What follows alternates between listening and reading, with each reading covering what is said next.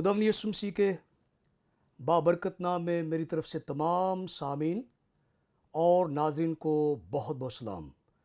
आपकी खिदमत में हाज़िर हूँ पास्टर पत्रस सदीक मुकाशफा की तफसीर के साथ। याद दिलाता चलूँ कि हमारा ये सिलसिला क्रिश्चियन एस्कटोलॉजी मसीही इल्मुल आखिरत, जिसमें हम आखिरी ज़माने के ताल्लुक़ से सीखते हैं। किताब मुक़द्दस के अंदर बहुत सारे अबवाब, आयात, अल्फाज और कुछ कुतुब भी मौजूद हैं जो आखिरी ज़माने से पर्दा हटाती हैं, लेकिन फ़िल वक्त हमने मुकाशफा की किताब को मुंतखब किया है ताकि आखिरी ज़माने के ताल्लुक़ से सीख सकें। आपको याद होगा कि अब तक हमने खुदावंद के मुक़द्दस कलाम में से मुकाशफा की किताब, उसका तीसरा बाब और उसकी 15वीं आयत मुक़द्दसा तक बड़ी तफसील के साथ सीखा है।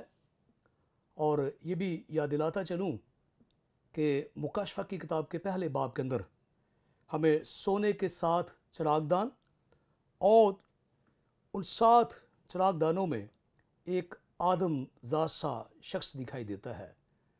वो सोने के 7 चिरागदान 7 कलीसियाएँ हैं और जिनमें आदम ज़ात सा एक शख्स दिखाई देता है, वो यीशु मसीह नासरी है। तो तारीख़ के मुताला से मालूम होता है कि आज से करीब 2000 साल पहले एशिया कूचक, जो आज तुर्की है, किसी ज़माने में इस जगह पर कई कलीसियाँ आबाद थीं।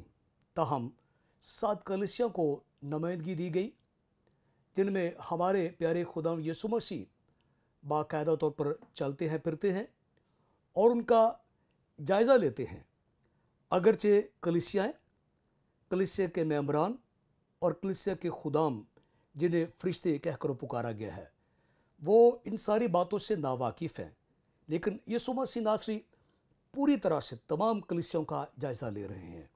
और मालूम होता है कि 7 कलीसियों में से 2 ऐसी कलीसियाँ नज़र आती हैं जिनमें सुबर्ना की कलीसिया और फिलाडेल्फिया की कलीसिया, जिनसे यीशु मसीह को कोई शिकायत नहीं है।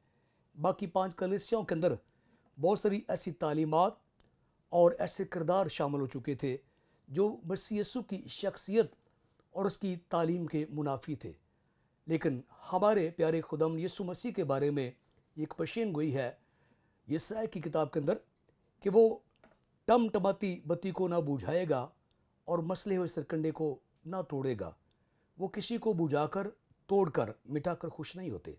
लिहाजा उन 5 कलीसियाओं को ये इस्लाह दी गई कि वो उन सारी तालीमात को, उन सारी बातों को तरक कर दें जो उन्हें खुदावंद से दूर कर रही हैं, और उनको अपना ले जिससे उनका रिश्ता मसीह के साथ और भी मजबूत हो जाता है। ताहम बहुत सारी कलीसियाओं ने मसीह की तालीम को इग्नोर कर दिया, नज़रअंदाज कर दिया, और वो कायम ना रह सकी। अब तक हम 6 कलीसियाओं का बड़ी तफसील के साथ जायज़ा ले चुके हैं। अब हम 7वीं यानी लौदीकिया की कलीसिया के ताल्लुक़ से सीख रहे हैं। मैं आज फिर आपके लिए खुदा के मुक़द्दस कलाम में से मुकाशफा की किताब, उसका तीसरा बाब और उसकी 16वीं और 17वीं 2 आयात मैं आपके लिए तिलावत करूँगा।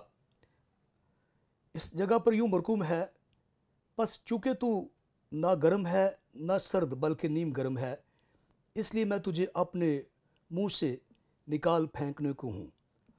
और चूँकि तू कहता है मैं दौलतमंद हूँ और मालदार बन गया हूँ और किसी चीज़ का मोहताज नहीं, और नहीं जानता कि तू कम बख्त और खार और गरीब और अंधा और नंगा है।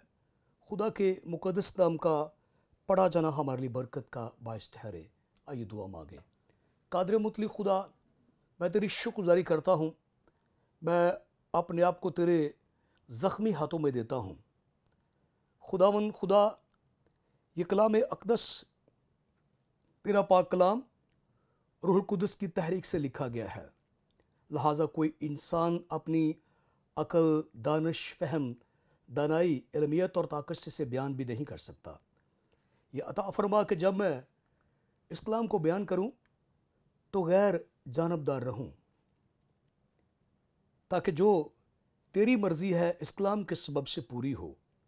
اور اس وقت جو تیرا کلام سن رہے ہیں یا دیکھ رہے ہیں، یسوع کے نام کے سبب سے انہیں جسمانی اور روحانی برکات کا تجربہ حاصل ہو۔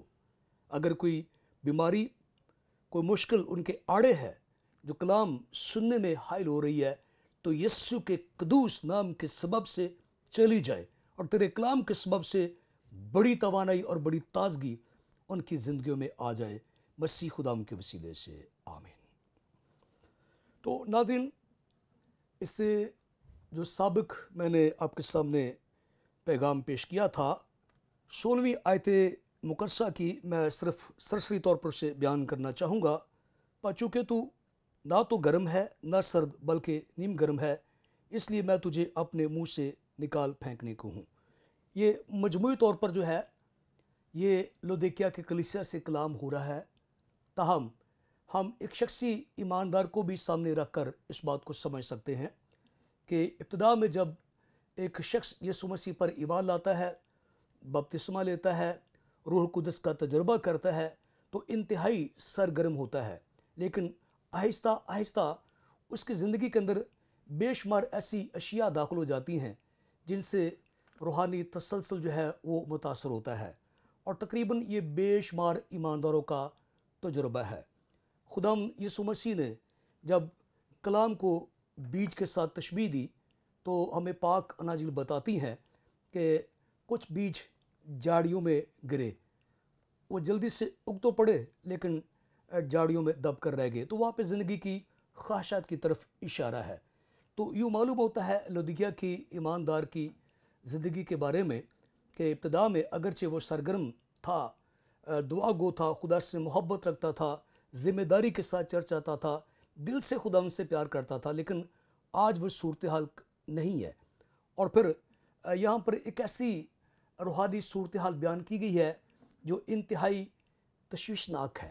وہ یہ خداوند کی خوشی نہیں کہ لوگ ہتھیار ڈال دیں، ہاتھ کھڑے کر دیں، دعا چھوڑ دیں، عبادت چھوڑ دیں، یہ خداوند کی خوشی نہیں، لیکن وہ یہ چاہتے کہ انسان کم از کم یہ اعتراف کرے کہ اب اس کی روحانی زندگی ویسی نہیں رہی۔ تو اس سے یہاں پہ کہا گیا ہے کہ تو سرد، نہ سرد ہے نہ گرم ہے، یعنی سرد سے مراد یہاں پہ ہے کہ ہتھیار کھڑے کر دینا اور مان لینا کہ خداوند میں کچھ بھی نہیں کر سکتا، لیکن اپنی قوت سے، جسمانی طریقوں سے، ریاکاری سے، زہرہ داری سے کام لینا سرد مہری کی علامت ہے۔ جب دل کے اندر جوش نہیں، ہوش نہیں، دل شادمان نہیں، خوش نہیں، تو یہ ایک طرح کی ریاکاری ہے، اور یہ سرد مہری کے ساتھ اس کو ہم تشبیہ دے سکتے ہیں۔ پھر سرگرم ہونا تو یہ تو خداوند کی دلی خواہش ہے۔ پاک اناجیل اور 21 خطوط اور مکاشفہ کی کتاب ہمیں سرگرمی پہ ہی جو ہے وہ تعلیم دیتی ہیں۔ خداوند کی خواہش ہے کہ ایماندار راست باز جو ہے وہ سرگرم ہوں۔ اگر ایسا نہیں ہو سکتا، اگر وہ دونوں حالتوں میں پھنسے رہیں، درمیان میں اٹکے رہیں، تو پھر وہ ایک وقت آتا ہے کہ وہ اپنے منہ سے نکال پھینکتا ہے۔ میں نے آپ کو مثال دی تھی کہ یہ اس نیم گرم پانی کی طرح ہے جو پینے کو دل نہیں کرتا اور اسے اگل دیا جاتا ہے، پھینک دیا جاتا ہے، نکال دیا جاتا ہے۔ تو بہت سارے ایمانداروں کی کنڈیشن کبھی کبھی ایسی ہو جاتی ہے کہ وہ نہ تو سرد ہوتے، یعنی آرام سے تو بیٹھ نہیں جاتے، اب چرچ میں تو جائیں گے، سنڈے کو چرچ میں جائیں گے، عبادت اٹینڈ کریں گے، دعا کریں گے، یعنی ساری زہرہ داری اپنائے رکھیں گے، لیکن حقیقتاً مسیح یسوع کے مطابق سرگرم بھی نہیں ہوں گے۔ تو یاد رکھیے کہ ایسا وقت آتا ہے جب وہ مسیح کے تمام ایمانداروں سے، راست بازوں سے اس گلے سے کاٹ دیے جاتے ہیں، نکال دیے جاتے ہیں۔ تاہم مسیح کا یہ پیغام ہے کہ ایماندار راست باز جو ہے وہ سرگرم ہو۔ آج ہم 17ویں آیت مقدسہ پہ غور کریں گے۔ اس جگہ پر یوں مرقوم ہے، اور چونکہ تو کہتا ہے میں دولت مند ہوں اور مالدار بن گیا ہوں اور کسی چیز کا محتاج نہیں، اور نہیں جانتا کہ تو کم بخت اور خوار اور غریب اور اندھا اور ننگا ہے۔ تو یہاں پر کچھ ہمارے اقتصادی اور روحانی مسائل کھڑے ہیں۔ ہم دو طرح سے ان باتوں پہ غور کریں گے۔ پہلی بات تو ہماری سمجھ میں بڑی صفائی کے ساتھ آ رہی ہے کہ معاشی، اقتصادی، روپے پیسے کی ریل پیل، جسمانی اعتبار سے دولت مند ہونا، خوشحال ہونا، دولت کا آنا، روپے پیسے کا آنا، دولت کے انبار لگ جانا، یہ تو ہمیں دکھائی دے رہا ہے۔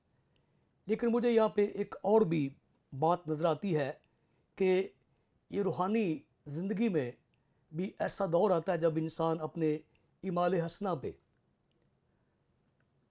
اپنے اعمال پر، ذاتیات پہ، ذاتی روحانی زندگی پہ جو ہے وہ فخر کرتا ہے، گھمنڈ کرتا ہے۔ لیکن پہلے ہم اس بات پہ غور کریں گے کہ لودیکیا کے کلیسیا کے جو ایمانداروں کی مجموعی صورتحال ہے کہ وہ جسمانی اعتبار سے دولت مند ہے، خوشحال ہیں، اور دیگر کلیسیوں کی نسبت معلوم ہوتا ہے کہ یہ امیر کبیر لوگ ہیں۔ جیسا کہ جب ہم نے اس کی تاریخ کا مطالعہ کیا تو معلوم ہوا کہ یہاں پہ بہت سارے کاروباری مواقع تھے۔ اگر آپ نے تفصیل کے ساتھ پچھلی اقساط دیکھی ہیں تو آپ کو معلوم ہوگا، میں نے تفصیل کے ساتھ بتایا کہ یہاں پر چونکہ میڈیکل کا بہت سارا کام تھا، پھر کالی بھیڑیں یہاں پہ پالی جاتی تھی، ان کی اون جو تھی وہ بیچی جاتی تھی۔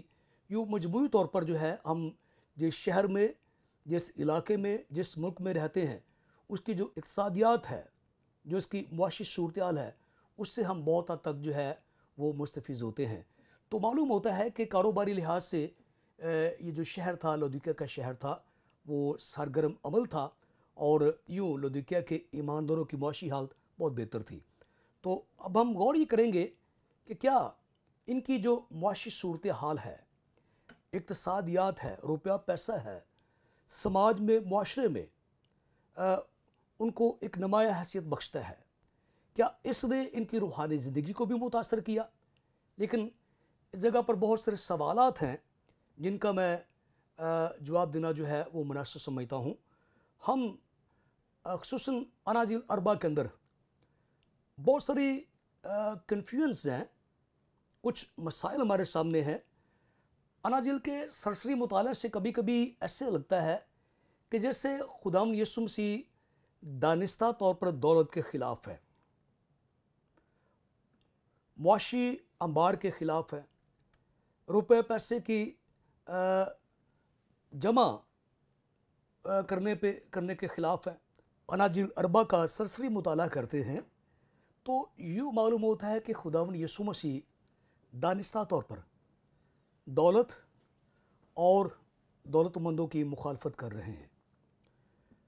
اس میں جو ہمارے پاس بڑی بڑی مثالیں ہیں، اس میں ایک تو غریب لازر کی، اور دوسری اس امیر آدمی کی کہانی جو کہ لوکا 16 باب میں درج ہے، اور پھر یسوع مسیح نے لوکا کی انجیل اس کا 12واں باب اس کی 16ویں آیت سے لے کر 21ویں آیت مقدسہ تک ایک بیوقوف دولت مند کی مثال کچھ اس طرح سے دی کہ ایک سال اس کی فصل کثرت سے ہوئی، اور اس فصل کو سنبھالنے کے لیے اس کے لیے سنگین مسئلہ بنا۔ اسی کسی رات جب اس نے اپنی تمام جمع پونجی کو اکاؤنٹ کیا، جمع کیا، تو کچھ یوں الفاظ ادا کیے کہ اے میری جان، تیرے پاس بہت سارے برسوں کا مال ہے، کھا اور سیر ہو۔ کلام مقدس بتاتا ہے کہ وہ اس کی زندگی کی آخری رات تھی۔ تو یوں ہمیں ان مثالوں سے معلوم ہوتا ہے کہ جیسے خداوند یسوع مسیح دولت کی مخالفت کر رہے ہیں اور اسے ہر حال میں برا قرار دے رہے ہیں۔ پھر ہمیں معلوم ہوتا ہے کہ خداوند یسوع مسیح نے ایک امیر یہودی کی مثال دی جو کہ لوکا کی انجیل 16واں باب اس کی 19ویں آیت سے لے کر 31ویں آیت تک درج ہے۔ وہ ایک پرتاش، آرام دہ اور تمام سہولتوں سے معین زندگی بسر کر رہا تھا، لیکن اس کے اندر یہ خواہش پیدا ہوتی ہے کہ وہ ابدی زندگی حاصل کرے۔ تو یسوع مسیح نے اسے جب ابدی زندگی کا راستہ دکھایا تو ساتھ ایک شرط بھی رکھی کہ وہ اپنی دولت غریبوں میں بانٹ دے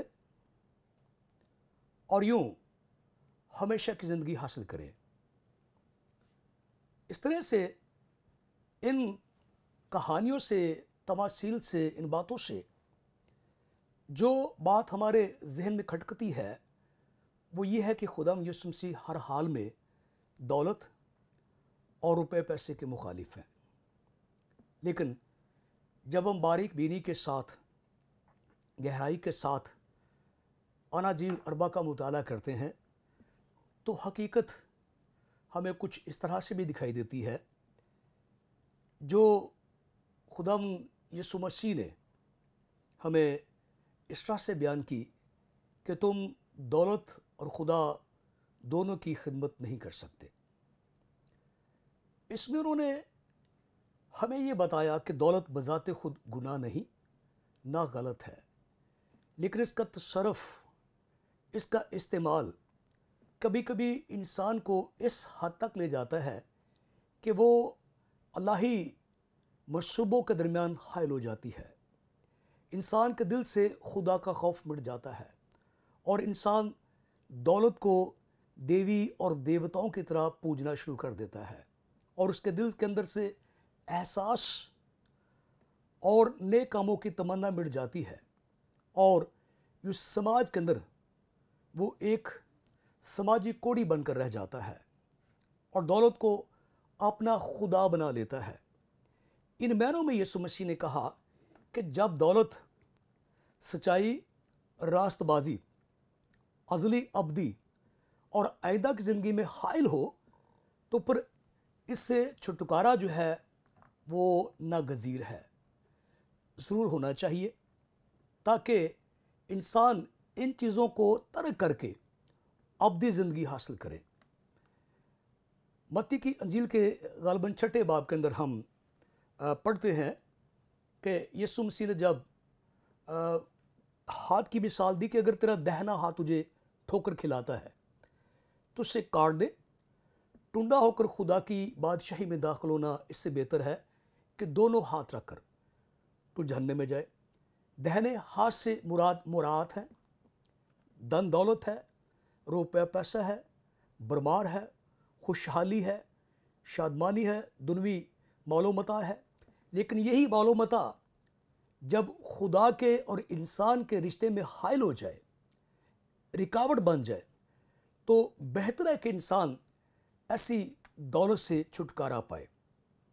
جب یسوع مسیح نے اس یہودی امیر کو یہ مشورہ دیا کہ اپنی دن دولت کو لوگوں میں تقسیم کرے تو وہاں پہ ایک مسئلہ کھڑا ہوا۔ شاگردوں نے یسوع مسیح سے کہا کہ پھر یہ کیوں کر کون جو ہے وہ الفردوس کو حاصل کر سکتا ہے؟ تو یسوع مسیح نے کہا کہ انسان سے تو نہیں لیکن خدا سے ہو سکتا ہے۔ یعنی اگر انسان دن دولت رکھ کر، خدا کو سامنے رکھ کر، خدا کا خوف اپنے دل میں رکھ کر دن دولت کا استعمال دھیان کے ساتھ فرمانبرداری سے کرتا ہے تو یہی دولت خدا کے کاموں کے لیے برکت کا سبب بن سکتی ہے، بڑھنے کا سبب بنتی ہے، اپنے ہم جنسوں کے لیے بلائی بہبودگی کا سبب بن سکتی ہے۔ لیکن اگر کوئی شخص دولت چھوڑنے کو تیار نہیں، وہ دولت کے اوپر سانپ بن کر بیٹھ جائے، خود غرض بن جائے، تو پھر خدا یسوع مسیح نے اس کے لیے ایک مثال دی کہ اونٹ کا سوئی کے ناکے سے گزر جانا آسان ہے، پر دولت مند کا خدا کی بادشاہی میں داخل ہونا ناممکن ہے۔ غالباً اسی ضمن میں پھر شاگردوں نے پھر یہ سوال دہرایا تھا کہ یہ کیسے ہو سکتا ہے، یہ تو بہت مشکل ہے۔ تو پھر یسوع مسیح نے جواب دیا تھا کہ یہ خدا سوچ سکتا ہے. یعنی خدا یہ معجزہ نہیں کر سکتا کہ انسان دولت سمیت خدا کی بادشاہی میں داخل ہو، پر خدا یہ معجزہ ضرور کر سکتا ہے کہ انسان دولت سے آگ ہو کر ترک کر کے اس سے واجب طور پر استعمال کرے اور خدا کی بادشاہی میں داخل ہو.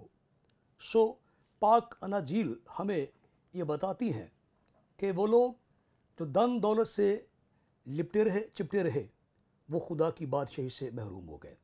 جیسے اس امیر یہودی کی کہانی ہے کہ جب خدا یسوع مسیح نے اسے یہ مشورہ دیا کہ وہ ایسی دولت کو جو خدا کے درمیان حائل ہو رہی ہے اسے ترک کر دے، چھوڑ دے، تقسیم کر دے، تو لکھا ہے کہ وہ مایوس ہو کر چلا گیا. اور میں یہ بھی آپ کو بتاتا چلوں کہ یسوع مسیح نے اسے اس کے سوال کے جواب میں اس نے یہ سوال کیا تھا کہ میں کون سی نیکی کروں کہ ہمیشہ کی زندگی پاؤں. تو یسوع مسیح نے کہا کہ شریعت کی باتوں پر عمل کر. اور وہ کہتا ہے کہ میں تو بچپن سے ایسا کرتا آ رہا ہوں، سارے احکامات مانتا ہوں، لیکن وہ شریعت کے ایک اہم اصول، ایک ستون، ایک قاعدے کو جو ہے وہ ٹکرا رہا تھا، اس کے خلاف تھا. شریعت کا ڈیپینڈ اس بات پہ ہے کہ تو اپنے پڑوسی سے اپنی محبت کر. جب ہمارے یسوع مسیح آئے تو اس زمانے میں یہودیوں کی اکثریت غریب تھی، یہاں تک غریب تھی کہ بہت سارے بکاری بن چکے تھے، ایک وقت کھانے کے لیے دور دور جانے کو تیار تھے. تو وہیں پہ بیٹھا یہ شریعت کا پیرو، راست باز، خدا پرست، بڑی بڑی لمبی چوڑی گاڑیوں پر چرچ میں جانے والا، ہیکل میں بڑے بڑے چڑھاوے اور چندے دینے والا، اس کے دائیں بائیں اس کے غریب یہودی بہن بھائی چیتڑے پہن کر پھر رہے تھے. تو یوں معلوم ہوتا ہے کہ یہ ساری دن اور دولت اپنی ذاتیات کے لیے خرچ رہا تھا، جبکہ یہ خدا کے کلام کے بنیادی اصولوں کے خلاف تھا اور کسی بھی طرح سے یہ شریعت پر عمل نہیں کر رہا تھا بلکہ اپنے کو دھوکہ دے رہا تھا. تو یوں معلوم ہوتا ہے کہ دولت بذات خود غلط نہیں، نہ یسوع مسیح نے کبھی اسے گناہ کہا، لیکن یہ خطرناک ضرور ہے کیونکہ یہ انسان کو خود انحصار بناتی ہے اور دوسرے انسانوں سے لا تعلق کر دیتی ہے، کبھی کبھی اخلاق سے. اور اس کا جو سب سے خطرناک ٹارگٹ ہے دولت کا، وہ ہے خدا سے بھی دور کر دیتی ہے. اس ضمن میں دولت جو ہے وہ یقیناً انسان کو تباہ و برباد کر دیتی ہے. پہلے انسان فخر کرتا ہے، پھر گمنڈ کرتا ہے، پھر خود بینی کا شکار ہو جاتا ہے اور بالآخر خدا سے دور ہو جاتا ہے. تو معلوم ہوتا ہے کہ لودیکیا کے کلیسیا کے راست بازوں کی زندگی کچھ اس طرح سے گزر رہی تھی کہ وہ خود انحصار ہو چکے تھے. اس سمے ہم انڈیپینڈنٹ ہیں، اب ہمیں کسی چیز کی ضرورت نہیں ہے. جب انسان معاشی اعتبار سے دولت مند ہو جاتا ہے تو الہی کاموں میں بھی بہت ساری رکاوٹیں آ جاتی ہیں. تو خداوند یسوع مسیح نے لودیکیا کی کلیسیا کو ایسی دولت، ایسے روپے پیسے، ایسے دھن کے بارے میں کیا مشورہ دیا اور کہاں تک اس کلیسیا نے اس کو قبول کیا، یہ ہم جانیں گے آئندہ پیغام میں. خداوند اس کلام کے سبب سے آپ سب کو بہت ساری برکت دے. آمین.